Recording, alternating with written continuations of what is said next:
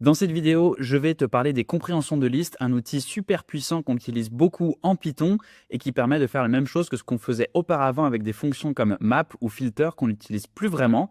Donc une compréhension de liste, ça va permettre de créer une nouvelle liste à partir d'une liste existante.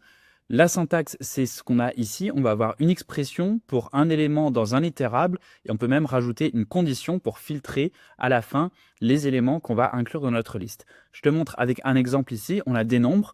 Imaginons qu'on souhaite mettre tous ces nombres au carré. La façon normale de faire sans la compréhension de liste serait de créer une nouvelle liste et ensuite de boucler avec par exemple une boucle for à l'intérieur de notre liste initiale et ensuite on pourrait faire un point append de, dans ce cas-ci, notre nombre au carré, donc i, puisque i contient chaque nombre sur lequel on va boucler. Là, vous voyez, tout ça, ça va pouvoir être résumé en une seule ligne avec les compréhensions de liste, qu'on appelle aussi liste en compréhension. Vous trouverez les deux termes. Donc là, ce que je vais faire, c'est prendre l'expression que je souhaite. Elle est ici dans le append. Donc je la prends, je la mets ici au tout début. Et ensuite, qu'est-ce qu'on a? On a la boucle for item in iterable. Donc là, c'est exactement ce que j'ai ici pour i dans nombre. Donc je le mets à la suite ici. Et c'est tout. On a fait exactement ce qu'on avait fait ici en deux lignes, sauf que là, on a tout sur la même ligne. Et on peut, si on le souhaite, rajouter une condition.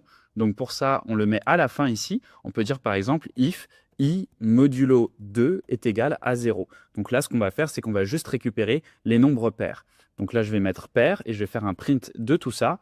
Et tu vas voir que si j'exécute le code, on a uniquement les nombres pairs qui sont mis au carré, donc le nombre 2 et le nombre 4 qui sont les nombres pairs grâce à cette condition ici, qui sont mis au carré grâce aux deux astérisques ici, et on se retrouve bien avec 4 et 16.